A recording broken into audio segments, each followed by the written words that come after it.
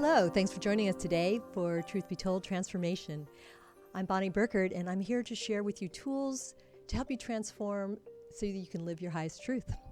What does that mean to you? What is our highest truth? I think it's being in alignment and really feeling the light and knowing that you can kind of move through anything. And one of the tools that I use is I have favorite mantras. And mantras could be something like I'm grateful for what has happened and just kind of always being in silent gratitude. Or it can be maybe I love you. I know that we think that a mantra needs to be repeated over and over again, but I think that it's also something that we can really live by. So today on the show, I've invited somebody who knows a lot about mantra, both as a singer and practitioner of the mantra in the Kundalini Yoga discipline, as well as a supporter of others, as owner of a record label who is helping get this music out there. So today, to Truth Be Told Transformation, I welcome Julie Yannatta. Hi. Hi. Satnam. As we say in Kundalini Yoga, satnam. Let's talk about that because the word satnam, the term, deals with truth, right? Truth is my name. Yes, Sat is truth, and Nam is literally defined as name. It is the name for that which can't be named, the one creative force that flows through all. And Satnam is a bij mantra, a seed mantra, and it is the seed of the truth of your experience of the universal infinite one, that force that flows through all creation, the seed of the truth of your incarnation's experience, right? So you're incarnated here in this very specific human body, right? I'm me and you're you. Your Satnam is the truth for you of this one creative source energy that runs through all. Thank you. That's a great explanation and feels very, very good to feel that. So welcome again. And I know there's a lot of different things I want to talk to you about, but So much. we described, I know you're doing a lot in the Kundalini Yoga community, and I really would love to welcome you to talk about Kundalini, the Kundalini circle that you've created online. So I have something called Club Kundalini, which I started on Clubhouse. So Clubhouse is an audio only app that launched, I don't actually know when it launched. I got on in January 1st and January of this year. And I started trying out teaching Kundalini yoga meditation and Pranayama like in February. I got a big download to start this club, and we now have 3,500 members. Well, that's fantastic. Thank you. Now, how international is it? Because I've in Los Angeles, Kundalini Yoga is really popular. When I moved here 15 years ago, I found a lot of great teachers, and there's a real community, and there's festivals a lot of times that have Kundalini Yoga. And but I'd love to hear: are you finding people that are practitioners outside of LA as well? Oh, far beyond LA. We have members in Africa. We have members on every continent, actually. Which is incredible. Most of our membership is based in the States or in Western Europe, but we do have members in Africa, in India, in Russia,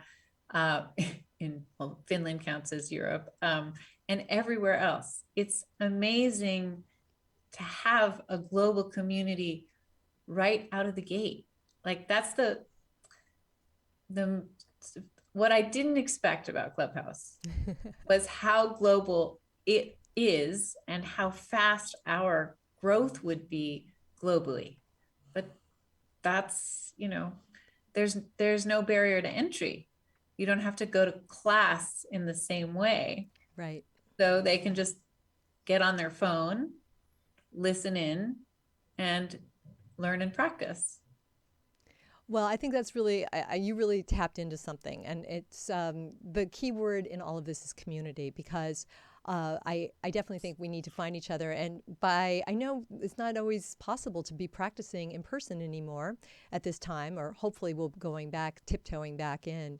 But at the Yeah. moment, I think that there's something about practicing online that can still help us stay accountable, and just that nice little challenge to ourselves to show up and knowing that you'll have other people there.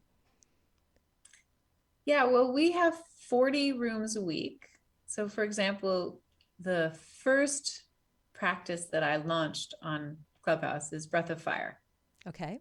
And you Talk know to what us Breath a of little bit. Fire is. Yeah, well, Pardon? I do, but let's share that with our viewers. Okay. So And the basic pranayama breath of fire is an equal inhale and exhale through the nose. You can hold your arms in different positions depending on the kriya, but do you want to do it now? We would yes, sit in let's Gyan do it. And we're Mudra. also reminding you that there are some people that don't see us, that we're audio only as a podcast. So let's be very descriptive. So Okay, Gyan that's Mudra, fine. So forefinger to thumb. t- touch your pointer finger and your thumb together. Okay. And rest the backs of your hands on your knees. So you're going to be making two perfect little O's with your hands. Sitting up tall and closing your eyes. Allowing yourself to root down into the earth and reach to the heavens, projecting out through the crown of your head. Breath of fire is an equal inhale and exhale through the nose. If you're pregnant or on your moon cycle, do not do this pranayama. It sounds like this.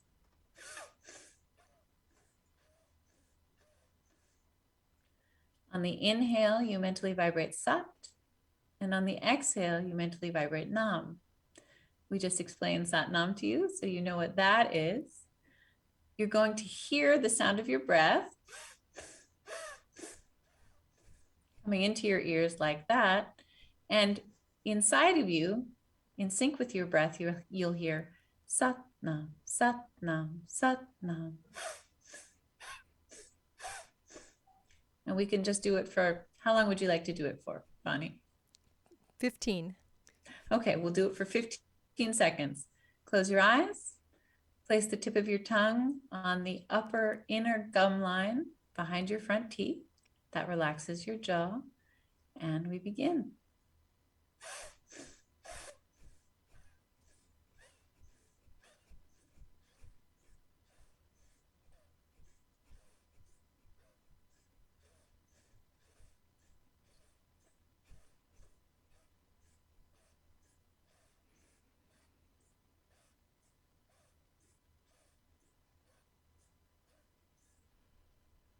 Inhale. Hold and consolidate. And exhale. Satnam. Sadam. Thank you. Thank you for the instruction on that. You're The welcome. pranayama is really important, and I feel more calm from it. I definitely do. It's very detoxifying as well, correct? Absolutely. It's said that if you do 8 minutes of breath of fire, you clean all your blood. Incredible. Right? All right. That's the teaching. I feel duly challenged. Right. It's The other great thing about, pardon me? No, I was just going to say, it's the holiday season. We'll date this. So, cookies do happen from time to time. So I think I might need to do 16.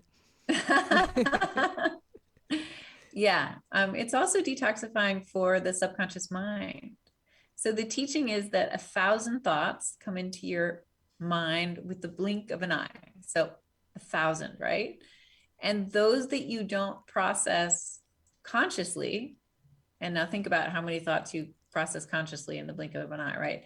The rest of those settle in your subconscious. I kind of think of it metaphorically like dust. So all those thoughts are just layering in there, sitting in there. Yeah. And when you do breath of fire, you clean your subconscious mind. And when you clean your subconscious mind, that allows you a direct connection to the universal mind, which is effectively the Nam. So you're having a direct connection with the one creative energy that flows through all. And that kind of clarity is, it's beautiful. It's sort of like the ultimate house cleaning of the mind. And in the Kundalini practice, as you well know, we strive to master our minds, right? If you master your mind, which you do through meditation, you basically have mastery over the totality of your existence and your life, and control over the quality of your life and the choices you make.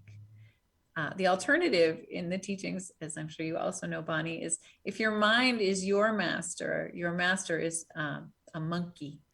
Because your mind just monkeys around and does whatever it wants and this, that, and the other until you get control over it. And once you do, it's an incredible superpower. Right on. I feel that. That's great. So I was just kind of thinking about, I'm a person that really does enjoy certain, meditations of Kundalini Yoga on a daily basis. So, and I'll share with you later ones that I'm working on. I love it. It's great. It's mighty. So, but you have a sadhana. I do, and I wanted to talk to you about that spiritual practice, that daily practice. And as somebody that is part of, clearly you're a teacher, and I know that a teacher would always have a practice, so a daily practice. And so I'd love to hear how that works for you and what you see the benefits are to inspire others. Well, if you're not a yogi, you can understand a daily practice as a way that you show up for yourself every day. Okay. And if you consider trust, if you learn to trust yourself, how do you do that? You learn to trust yourself by developing a trustworthy track record, a track record of accountability to yourself. So if you show up every day to do a practice, what do you learn? You learn that you can count on you.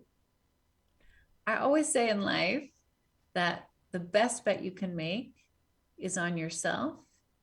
If you want to make it an even better bet, have a daily practice. That's great. So what are some examples that people could do if they're just getting started and they haven't learned maybe some of the mantras that we're talking about? We just mentioned satnam, so you can certainly experiment with that. But what would you say are some simple ones that could get people started? Simple mantras or simple practices? Practices. So there are 4 elements of a basic practice. One is mantra, one is pranayama, right? One is a yoga set, and one is a meditation. So you don't have to start with all of those. You can pick one. So one practice would be just walking around saying satnam whenever you can. Okay. And why would you want to do that? The frequency of the mantra and its meaning permeates your being when you think it or speak it. So you can, that in and of itself is a yoga practice, believe it or not. Well, I shouldn't say believe it or not, you're a Kundalini yogi, so you know. Another simple mantra is Vaheguru, which is sort of like the ecstasy of the guru. And in this practice, the guru is the Shabad Guru, the vibration, this sound current, this one energy that flows through all. That is the ultimate teacher. So it's sort of like, wow, the teacher. And that's Vaheguru. There are all kinds of simple practices. You can come on Clubhouse and do Breath of Fire with us. We do it 7 days a week at 8:30 a.m. Pacific, and I'm happy to teach you there. That is a brilliant, very simple practice. Kundalini Yoga is a householder's lineage. And that means it's designed for real people who have real lives, who go to work and pay bills and do dishes and have children and so on.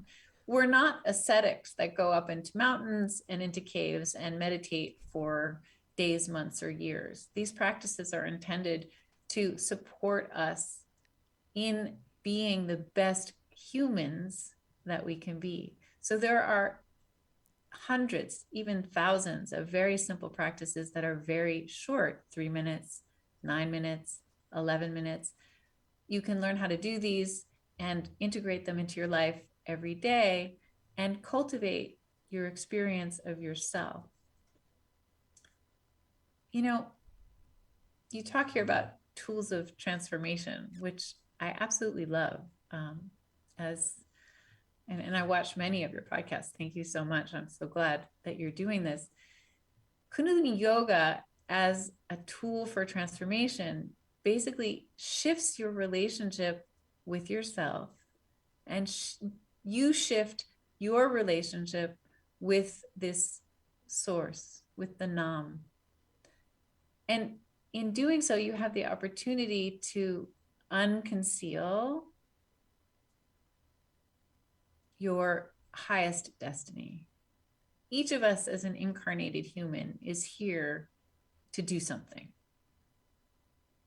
Everyone is different. The practice allows you to unconceal what that is, and then you cultivate the fortitude of your nervous system, the strength of your mind to deliver on that. And as you said, Bonnie, really importantly, and possibly most importantly, we do it in community. So we're accountable to each other. Yogi Bhajan has this teaching, keep up to be kept up. And I added something to this in the digital age for me in our Sangat on Clubhouse, which is show up to keep up, to be kept up. Because as you can imagine, you know, like, okay, in the 70s, a bunch of people are living in an ashram together and they're getting up early in the morning to do their sadhana together, and somebody decides they're not going to go. Well, you know, their friends are going to walk by, open the door, drag them out of bed and drag them downstairs to do sadhana. But now people are doing it right on the phone, right? So you got to actually pick up the phone and dial in to show up to then do the practice. So that's how we do it at Club Kundalini. Show up to keep up to be kept up. Fantastic. And just so you know, we'll be sure that there are links for you to find Club Kundalini so you can join in. And I know I'll definitely look forward to it. I tried to catch you this morning, but definitely soon. So let's stay with mantra, because that was one of my goals for our conversation. Yes. I got distracted. We refer to it as the yoga of music. And so that's the name of our show. And so the reason I called it that, Jayananda, is that to me, yoga is, again, sort of that alignment with the divine. And you are working in sacred music yourself, as well as other artists you work with. So please talk to us about your latest single, which we will hear at the end of the show. And it is a beautiful rendition of the mantra Rama Dasa. Yes. And it's the healing mantra. So please, you can tell us so much more about that. I would love to. So Rama Dasa is also known as the Siri Gaitri mantra. It's one of the mantras from the fourth Guru, Guru Ramdas. It's made up of 8 sounds: Rama Dasa, Sa Se So Hung. And it is said to contain the radiant healing energy of the cosmos. And I have to say that again because it's so incredible, right? Yes. This is a mantra that contains the radiant healing energy of the cosmos. So when you chant it, you're accessing that healing energy, projecting it through your system so that you can then project it outward to heal others. I can go on and tell you about the meanings of the syllables if you like. Yeah. And you Yes, tell me what you're interested in. No, it's Bonnie. great. I'd like to dissect it a little bit, just because I really want to reinforce this. And I was envisioning, and the reason I was at a pause is I was just envisioning, you know, sort of myself holding that mantra, and then what I could do for others. That I know could use some healing right now. So anyway, you definitely had me sort of spiraling into the cosmos with that possibility. Well, so Ramadasa Sase Sohang, the Siri Gaitri mantra, is chanted in different ways and used in many different meditations. So the one that we practice every day at Club Kundalini, we do this 7 days a week, is a particular one that's often known as the meditation for healing hands. And you hold your hands in a particular way, you look at the tip of your nose, and you chant the mantra, and you're generating healing energy that emanates from the centers of your palms. Ramadasa can be chanted in other ways for other healing purposes. So this is the one that inspired me to record my version of Ramadasa, this particular meditation, which in fact, I first was taught by Tej. Oh, okay. Yeah. Who's been on the show. Who was on the show in September. Yes. Yeah, it was an amazing episode. So, look, it's the pandemic. It's COVID, which is the pandemic, duh, sorry. But in this time, right, we're all sort of looking for healing. We're looking for healing for the physical body, right? And we're looking for healing for our community. We've been so distanced from each other. Yes. So this frequency really brings us together to heal ourselves and then to heal each other. So when we practice it at Club Kundalini, we first project the healing for the self, for the loved ones. We make an offering of healing at the feet of Mother India. She's the home of our lineage. And then we heal the earth. We hold the earth in this white healing light that we project from our palms. The mantra itself is so beautiful, and I would love to tell you about it if... Yeah, I'm very interested.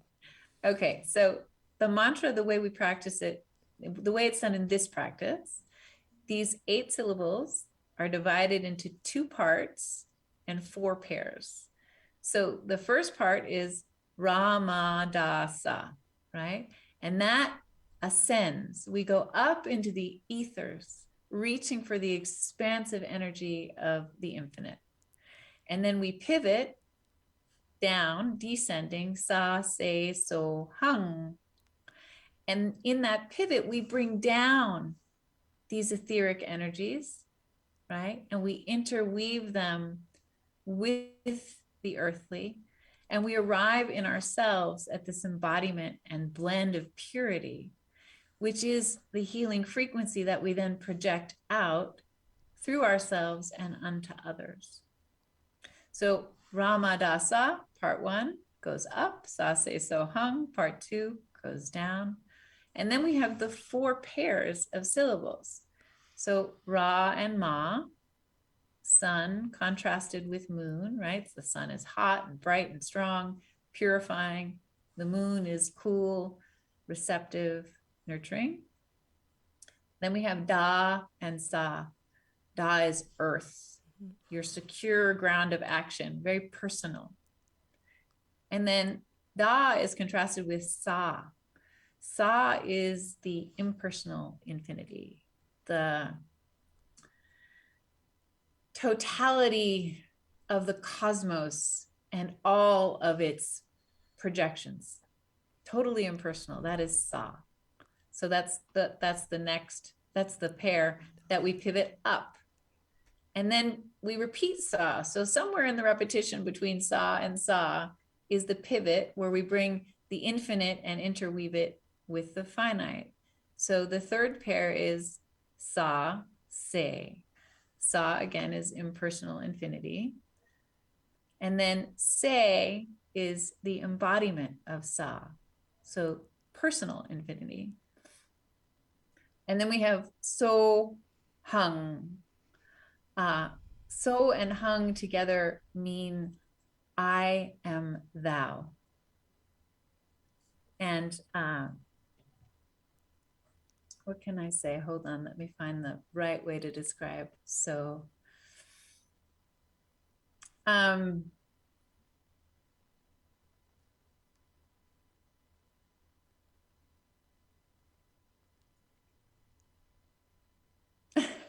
completely lost it. I'm so sorry. So sorry. So is I am thou. You are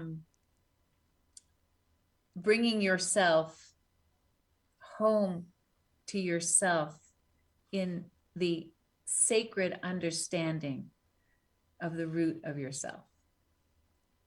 So you come home. So the mantra completes this cycle, right? You go Rama, Dasa, Sase, So Hung, and that sound hung, you pull your navel and close the cycle.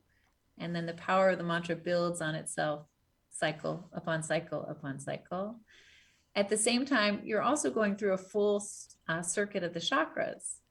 So first chakra Ra, second chakra Ma, Rama, Dasa, Sa, Se, So, Hung. Because in the Kundalini tradition, we have 8 chakras. The 8th chakra is the aura. So you're running through this circuit of the chakras while you're doing this cycle that brings you up to the infinite and back down to the finite.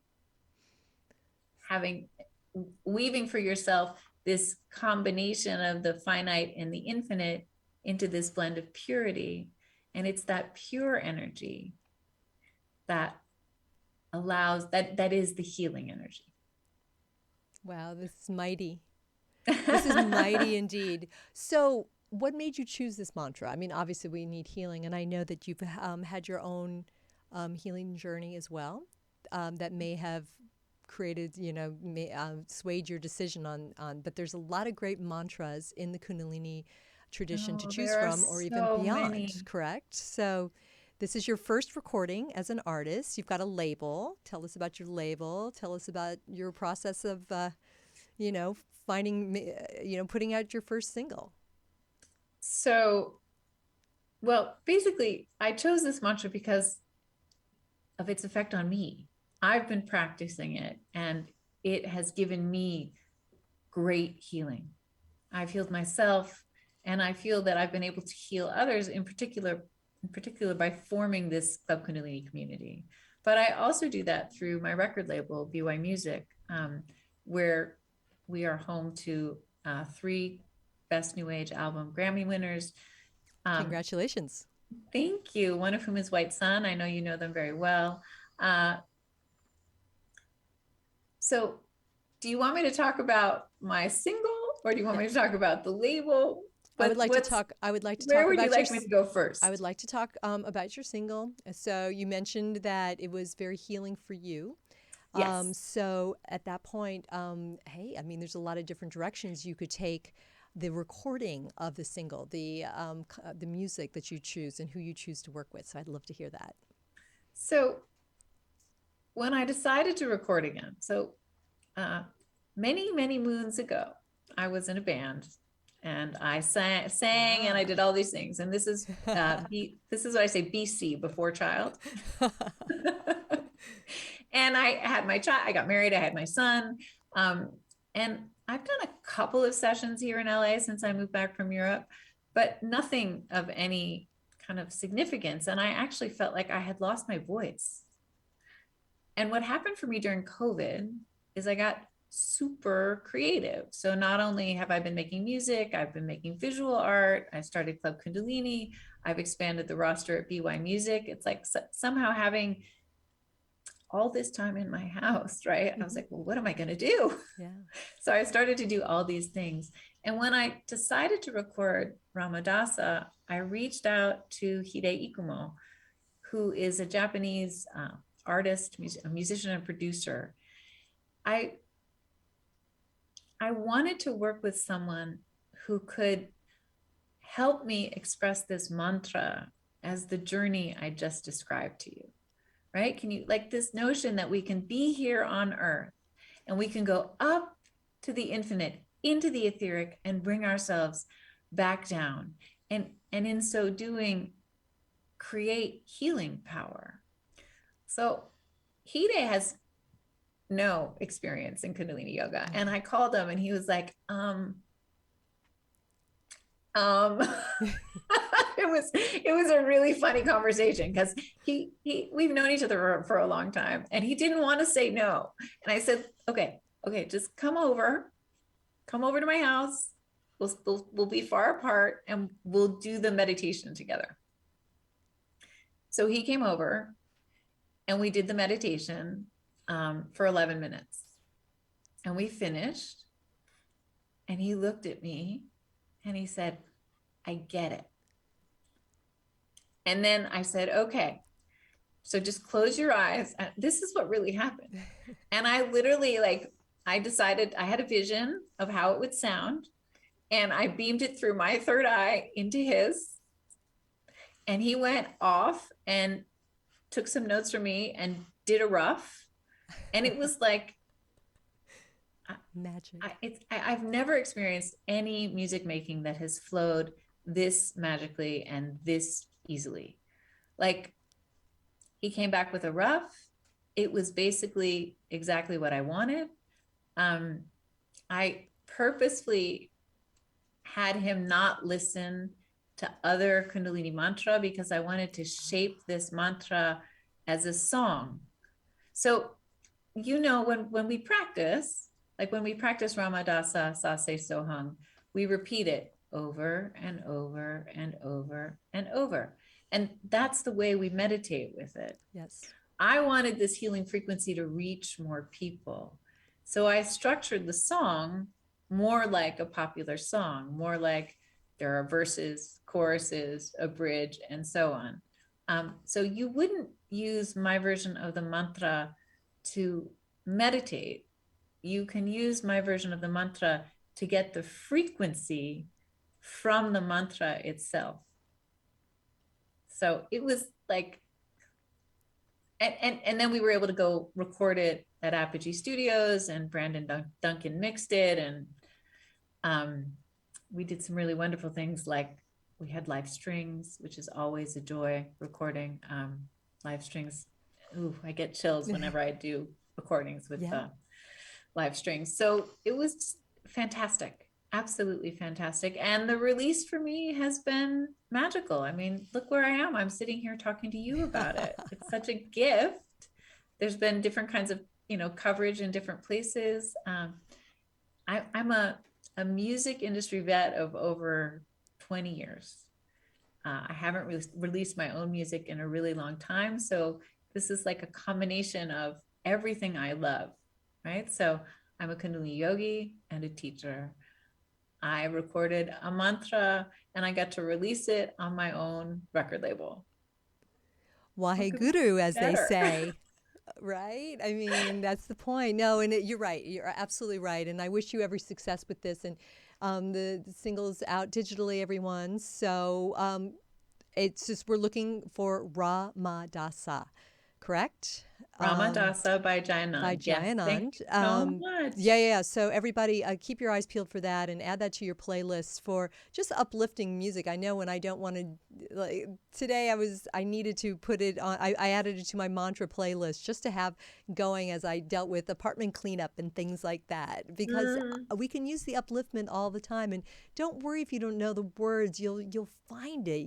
And you don't need to necessarily know the specifics of what each syllable of what we're singing means. It's there. The energy is there. And I feel that, again, supporting other artists in this category of music, you know, is a passion for you and something that you'll continue with, correct? I mean, what are your plans? Absolutely. So BY Music is my record label. And what we're devoted to is releasing music that uplifts humanity. Yeah. So we have Kundalini music. So one thing to mention is these mantras are ancient, right? Yeah. And you would, it makes sense. Ramadasa was not necessarily put to Western music 1,000 years ago or 500 years ago. It's a Guru Ramadas mantra. So, or a few hundred years ago. So Kundalini music itself is new. You take the ancient mantras and you put them on the Western sound. So that's one kind of music that we release. And for example, we just released a track by Sanattam Kaur called River Ganga, featuring Deva Premal and Krishna Das. So these are three of the West's great kirtan artists. And Indeed. Sanattam is also a Kundalini mantra artist. And the song's called River Ganga, and it benefits something called the Wash Alliance, which is a charity that takes care of the Ganges River. And we have then all different kinds of artists doing other kinds of music. So White Sun is in our artist family. Opium Moon. I just signed Jim Kimo West, who won the Best New Age Album Grammy last year. So we're releasing his album, Om Akua. That's an album he's making with Joss Jaffe. So that'll be out in March of 2022. So that's what we do at BY Music. We're here to uplift humanity. It's not genre specific. So send me any good music and, I'll listen to all of it. And please come take a look at our roster. Yes, absolutely. No, you've got a great website, and thank you. I mean, it's certainly one of the things that I loved about Kundalini Yoga was the music in classes. When I first took my first class, I remember the music was just so great, and losing myself in mantra. I encourage people, again, even if you don't feel like trying the different mudras or breathing or anything like that, the repetition of mantra really can help you get in the zone. I mean, I remember an experience when I first lived in New York, and I had been taking yoga classes. It tended to be hatha, so we were focused on postures. But I found a kirtan, a class of Friday evenings, and I would sneak off and go chant. So kirtan would be the mantra, the singing, with certain music and rhythms, and I would sneak off, and time would pass so beautifully. I mean, it was incredible. And that was where I really started to find meditation. That's ultimately what we're trying to do. We need to, as you mentioned, we are just inundated with constant thoughts, so much information coming in. And so I really feel that the soothing, healing power of these mantras and the beautiful music with which you're recording them, and you and your artists that you work with are recording, I think it really can help a person find that calm, tranquility, and upliftment. I know that's the goal for you. You're so right. Everything has a frequency, right? So mantra has a specific frequency. It accesses the perfection of sound of the nam, right? If it's done in something called the nod. And so when you have that frequency around you, it comes into you. It's kind of like if you were at my house, I have little speakers playing mantra in every room of my house. And why do I do that? Because mantra projects a frequency, and it's soothing, it's healing, it's uplifting. There are mantras for protection. It's a whole practice.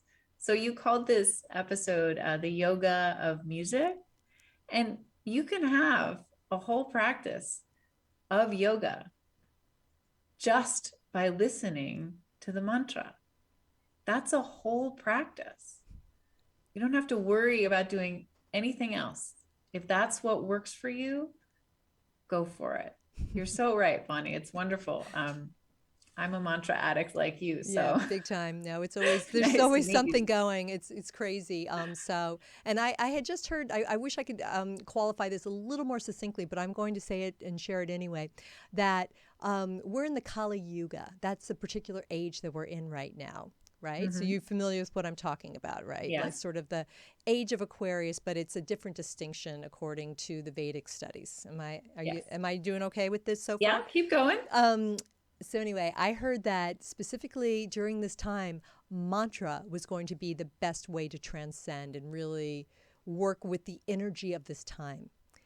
Before previous eras, meditation, I think maybe the breath work, I don't remember the different examples, but right now, specific to the Kali Yuga, that's Kali,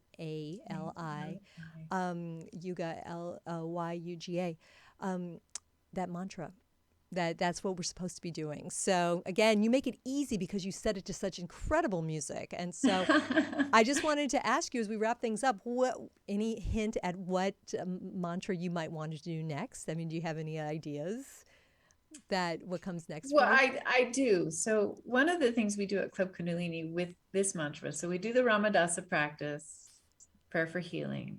And then we take names and we maintain a list, and every day. So for example, if you knew someone who needed some healing, you could give me their name and we put it on the list, and we all together pray for healing for these particular people. And we do that for 30 days. And then if you need more healing for 30 days, you bring your name back, etc. So we also have a practice with the frequency of a call. And a call means undying, eternal, deathless. And it is chanted when people die, when souls leave their bodies, right? So 7 days a week, we chant a call for souls known, meaning people who bring the names of their dead, Yeah. and for all souls unknown.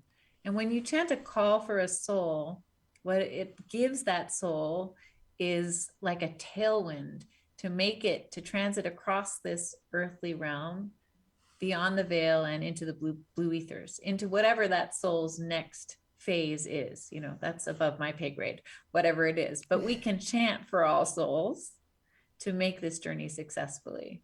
So the next mantra I'll be recording most likely will be a call to be in service of what we're doing at Club Kundalini every day. That is mighty. Okay, so as mentioned, visit Anand over at Club Kundalini on Clubhouse, Yes. right? And so you can find her anytime. And you are doing fabulous work, and I'm so pleased to have spoken with you. And please, everybody, as I wrap up the show, just know that we're going to play the single at the end of the episode. We'll play a little taste, but we're sending you over to wherever you like to stream your music to give it a listen as well. So satnam to you, and thank you. We wish you the best. I look forward to finding you over at Clubhouse soon, and hopefully in a class at some point as well. Oh, I hope so too. And thank you so much for having me on the show. It's such a wonderful thing to encounter another Kundalini sister, and especially one who's doing something so meaningful. I mean, tools for transformation. This is what we need in this age. So thank you so much, Bonnie. Satnam. Satnam. Well, I am very grateful as we're talking about how I get to be here. That's because of my fearless producer, Tony Sweet, who has his very own show, Truth Be Told, on Fridays live at 3. Okay. So be sure to watch Tony, as well as Robert Hensley with the Minuteman Report, also Mondays at 3. For Truth Be Told Transformation, I'm Bonnie Burkert, and thank you for listening and exploring, again, the possibilities here to live your highest truth with, be it through mantra, through yoga, through breathing, or just letting people know that we're here on the show and sharing it far and wide. Until the next time, Satnam.